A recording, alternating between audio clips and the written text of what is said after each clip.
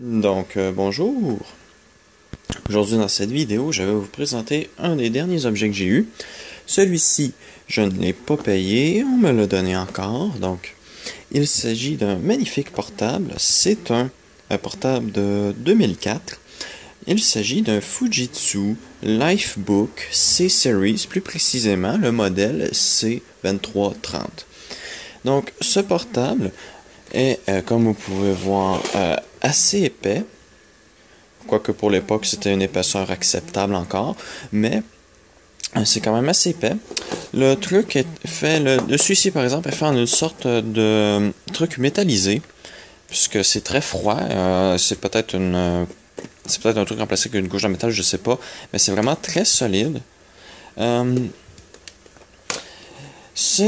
l'avant, je vais faire le tour de l'ordinateur. Donc à l'avant, on n'a rien.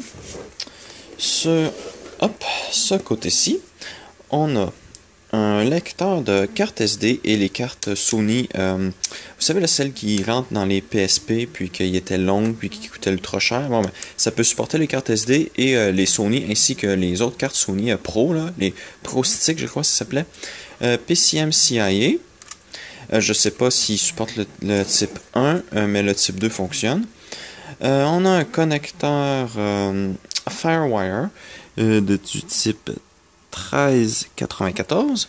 Malheureusement, j'ai rien qui utilise de Firewire, mais j'aimerais bien trouver un appareil comme une caméra, par exemple, qui fonctionne avec ça. Ce serait bien pouvoir s'amuser avec ça. On a une sortie casque, une entrée micro, un port de communication infrarouge. Cet ordinateur est non seulement très solide, mais très bien équipé. Comme vous pouvez voir ici, on a un lecteur de disquette. On a aussi un disque dur, ainsi qu'un lecteur graveur CD RW, ainsi que DVD RW. Et on a le Wi-Fi, l'Ethernet, et un modem que vous allez voir de l'autre côté. Donc cet ordinateur-là est très très bien équipé. C'est vraiment le genre d'ordinateur que je cherchais parce qu'il y a vraiment toute la connectique nécessaire pour le rendre ultra compatible avec plein de vieux systèmes et ça, j'adore ça. On a un port USB-C, vous pouvez voir qu'il est bizarrement implémenté parce qu'il n'y a pas rien pour le cacher. On voit le truc en métal laid en l'entour du connecteur. Donc bon, on peut supposer que c'est le truc laid qu'il y a sur cet ordinateur. À l'arrière, on a 3 autres ports USB qui sont déjà beaucoup plus présentables. D'ailleurs, je vais mettre ça ici, voilà. J'ai un éclairage un peu meilleur. Un port Ethernet 100 Mbps, ainsi que 10, mais bon, ça vaut pas la peine de le dire. Un port série RS de 32, port parallèle, sortie S-Vidéo, ainsi qu'une sortie VGA. Et ça, c'est très très bien la sortie S-Vidéo. Surtout que ça va pouvoir me permettre de peut-être enregistrer des trucs sous MS-DOS que j'aimerais vous montrer et que je ne peux pas faire sous ces ordinateurs-là. Donc, avec DOSBox, je pourrais peut-être faire certaines choses sur cet ordinateur. Sur le côté-ci, on a la prise pour alimenter l'ordinateur, la ventilation. La ventilation n'est pas très grosse dans cet ordinateur-là. Vraiment, cet ordinateur n'est pas gros parce que le processeur chauffe énormément. Il est gros parce qu'ils ont vraiment mis un paquet d'affaires à l'intérieur. Et on a le graveur CD et DVD. Donc, en dessous, on peut voir ici, on a le code XP pour Fujitsu. Malheureusement, j'ai fait une réinstallation avec le Service Pack 2. Ceci, c'est juste écrit XPO Médition, je sais pas du tout, en tout cas. On a la prise ventilateur. Tous les pieds en caoutchouc sont encore là, ce qui tient presque du miracle. On a une pile ici. Cette pile-là ne pèse rien.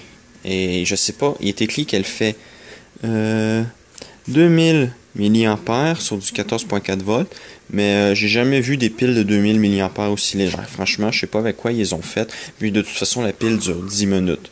Donc ça veut dire que c'était pas très résistant comme pile. Ensuite, vous pouvez voir ici, on a 2 vis. On peut retirer le graveur CD-DVD simplement en dévissant ces 2 vis et en glissant l'assemblage de plastique. Donc cet ordinateur-là est très modulaire.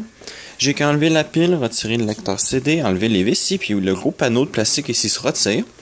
Il y a des renforts en métal à l'intérieur. Cet ordinateur-là est vraiment conçu de façon très solide. Pas comme les ordinateurs modernes, comme Par exemple, je sais pas moi, ce Toshiba ici, où le gros du support est fait à partir de la base en plastique. Donc celui-ci, c'est vraiment une carcasse en métal avec du plastique alentour pour juste rendre le tout joli. Donc vraiment, c'est très bien fait, c'est très solide, j'ai rien à en dire. Donc comme je disais, c'est très simple, on défait les vis, on enlève les deux trois trucs, on peut retirer le capot et travailler directement sur la carte mère. C'est très facile, on a directement accès au processeur, vous pouvez le nettoyer s'il est sale.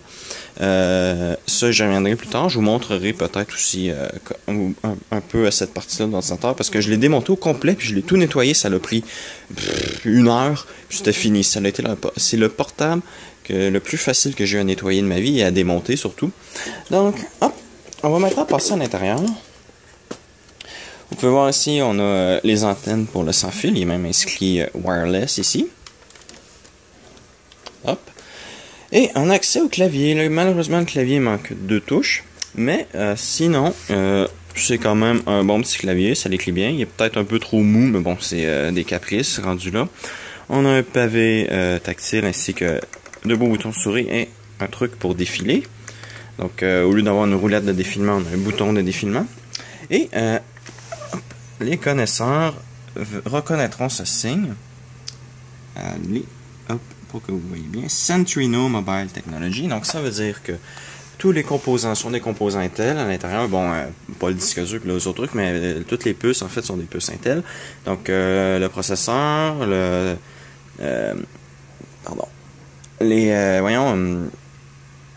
chipset, le graphique.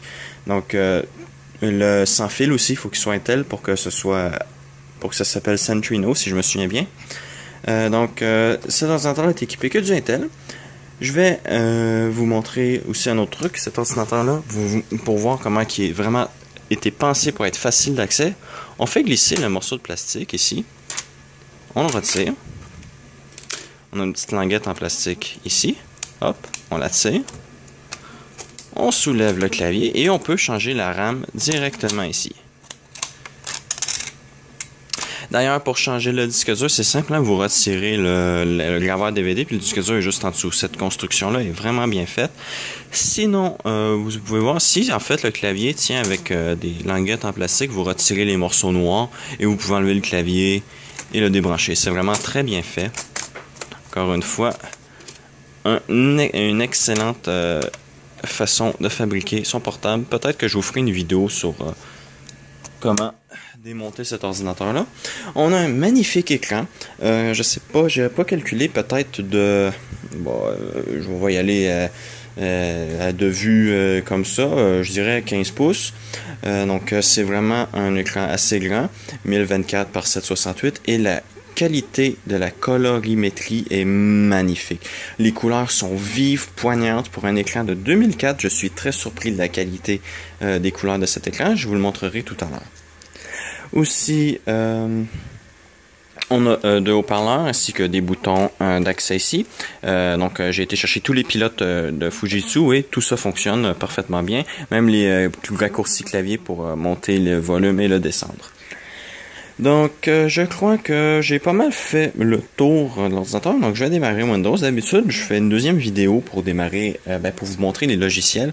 Mais bon, là, c'est juste Windows XP, c'est classique. Je veux dire, j'aurais pas des applications fabuleuses dessus.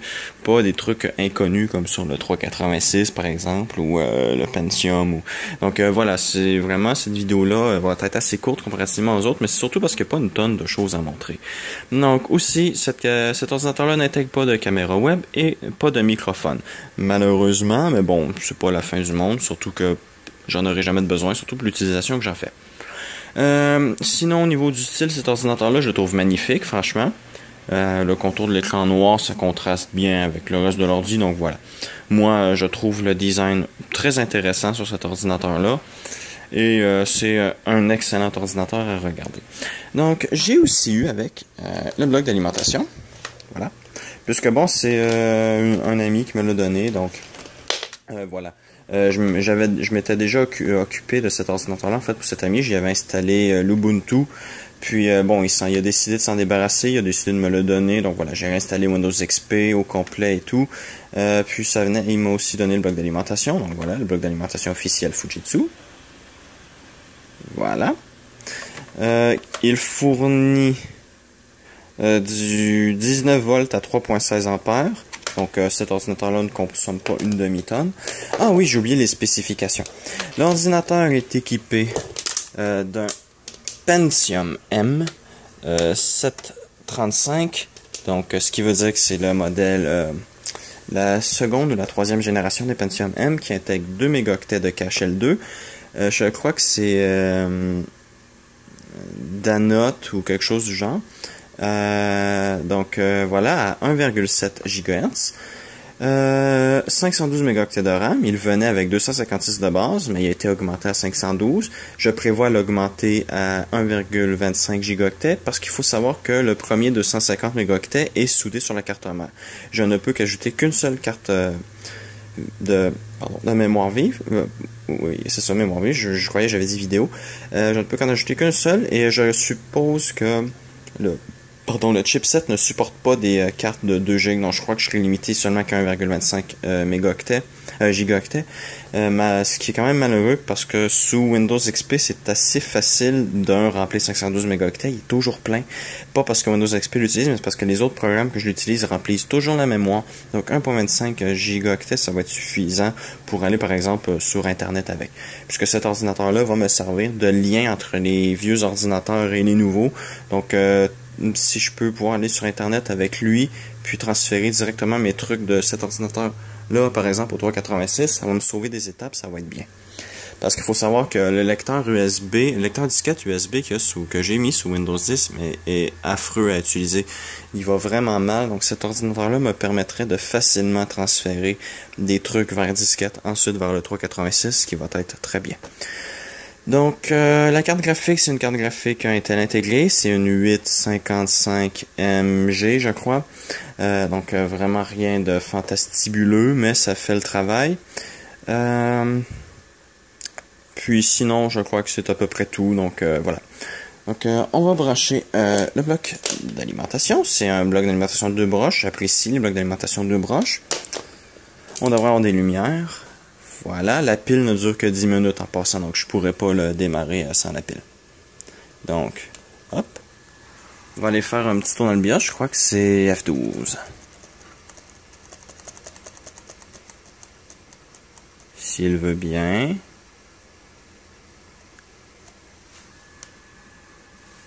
Ok, ah voilà. Ça y a pris du temps. C'est le boot menu, bon c'est pas grave, il me donne. On peut démarrer à partir d'un périphérique USB. Donc, si vous avez une clé USB démarrable, vous pouvez démarrer à partir de la clé USB sur cet ordinateur-là, ce qui est un atout non négligeable. On va aller dans le BIOS. Hop, vous pouvez voir, c'est un BIOS très standard de chez Phoenix de l'époque, rien d'extraordinaire. Ça vous permet juste de voir mon disque dur, en fait, qui est un Fujitsu. Ah, eh bien, on a un disque dur Fujitsu dans un ordi Fujitsu, c'est presque étonnant, quoique... Malheureusement, le langage est soit en anglais ou soit en japonais. Je sais pas qui s'est dit que ce serait une bonne idée de vendre un ordinateur dans une province où il y a la loi 101, sans avoir mis la version française dans l'ordinateur, mais bon, on va passer. Voilà, donc Security Event Logging, j'ai nettoyé tout ça, donc ça donne rien. Voilà, ok, donc voilà, on peut voir que c'est un processeur assez récent. Ça commence à se faire très vieux, ça a plus de 10 ans, mais vous pouvez voir, on a le Speed Step, donc voilà. Des trucs de sécurité, de boot, info, vous pouvez voir si le processeur, comme j'ai dit, c'est un Pentium M735 à 1.70 GHz. Donc, on va quitter. Et... vous allez pouvoir voir en combien de temps démarre Windows XP. Vous allez voir, c'est pas très long. D'ailleurs, la mémoire vidéo est partagée avec la mémoire RAM, hein, donc je n'ai que 503 mégaoctets utilisables en fait au démarrage. Donc c'est très bien, Windows XP devrait pas être trop lent à démarrer, donc en moins d'une minute, ça devrait être prêt. Le seul problème aussi, il faudra que je change le disque dur parce qu'il y a des secteurs défectueux, mais je vais l'utiliser jusqu'à ce qu'il brise. Parce que des disques durs en 2.5 pouces PATA commencent à se faire un peu rares, donc je vais préférer l'user jusqu'à ce qu'il fonctionne plus. J'en ai un en réserve, mais je peux aller en acheter quelques-uns, je suppose. Donc voilà. Hop. Et regardez-moi la magnifique colorimétrie de ces images. Si le téléphone veut bien zoomer. Non, peut-être. On va faire ça ici. Non, ça ne veut pas. Ah, c'est beaucoup mieux. Non. Ah, oh non, on l'avait presque.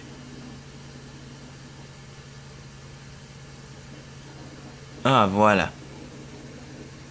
Les couleurs sur cet écran sont vraiment très, très jolies. Voilà.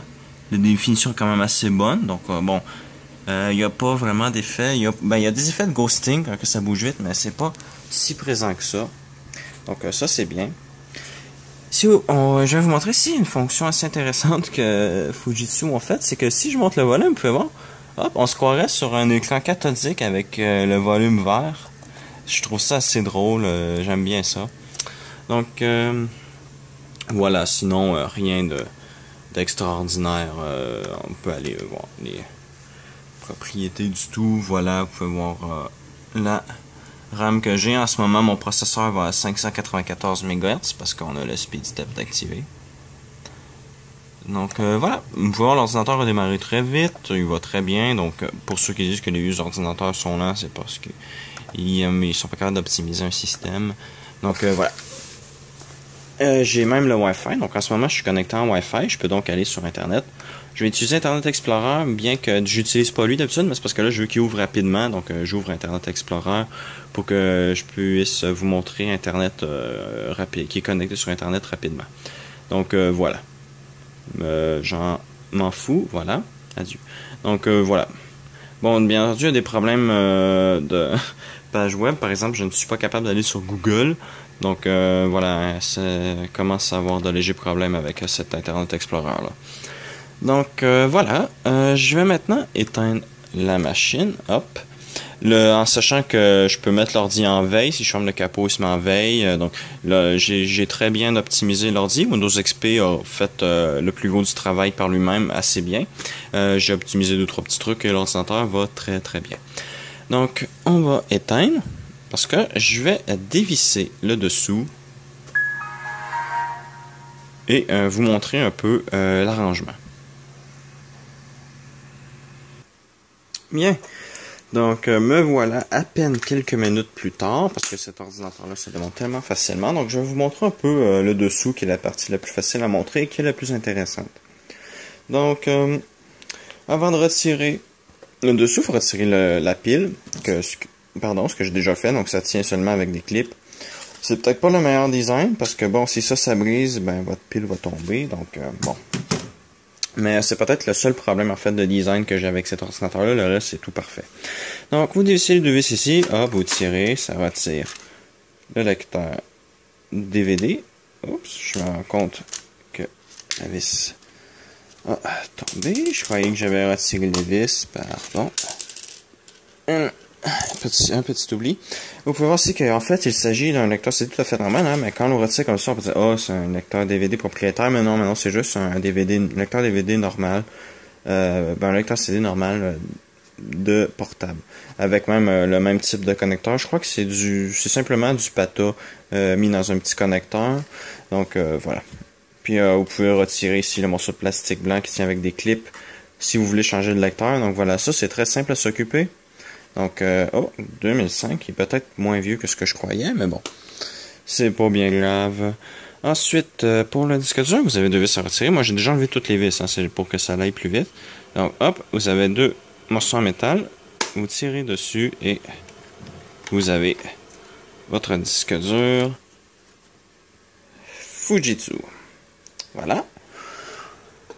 Et j'ai retiré aussi toutes les vis qui retiennent le morceau en plastique et ça se retire tout simplement comme ça. On peut voir renfort en métal dans le fond. Et voilà, on a accès à l'intérieur. On va voir si ça c'est le métal qui tient le tout ensemble. Le plastique fait juste être vissé dessus. Donc ceci c'est ce qui fait toute la rigidité du portable. C'est pour ça qu'il est aussi solide, qui est pas pliable. Donc ça c'est très bien construit. On a ici le système de ventilation. Hein, c'est vraiment très simple. C'est juste un morceau en aluminium avec un ventilateur à côté. Le processeur est dans un socket. Donc je peux changer le processeur si je veux. Par exemple si je veux mettre un 2 GHz, je peux le faire facilement. On a aussi les ports PCMCIA, le lecteur de disquette. Donc ça aussi, ça s'enlève assez facilement. On a la pile ici pour le CMOS. Donc voilà, s'occuper de cet ordinateur-là, c'est vraiment très très simple. Ici, bon, on a un gros assemblage en métal qui tient les ports ensemble, ainsi que la carte mère, et qui tient l'écran entre autres. Donc vraiment, c'est une magnifique construction. Rien à en redire. Si vous trouvez un portable comme ça, prenez-le. Vous êtes pratiquement sûr que vous ne serez pas capable de le briser facilement, à moins que vous l'échappiez. Mais bon, quel portable résiste à être échappé? Par exemple, mon Toshiba ici est presque indestructible, mais si je l'échappe, c'est sûr qu'il va briser. Donc voilà, et le tout se remonte en quelques vis et c'est tout prêt. Donc voilà, j'espère que vous avez apprécié cette vidéo de ce portable parce que vraiment franchement ça va devenir un de mes ordinateurs préférés, j'en suis à peu près sûr, quoique bon pratiquement tous les ordinateurs que j'ai sont mes préférés, hein, dont le 386 et le Toshiba ici présent. Donc voilà, merci d'avoir écouté cette vidéo de présentation sur ce modèle qui est pas sur YouTube de ce que j'ai vu, hein. Donc encore une première de ma chaîne, y est. Donc merci et à la prochaine.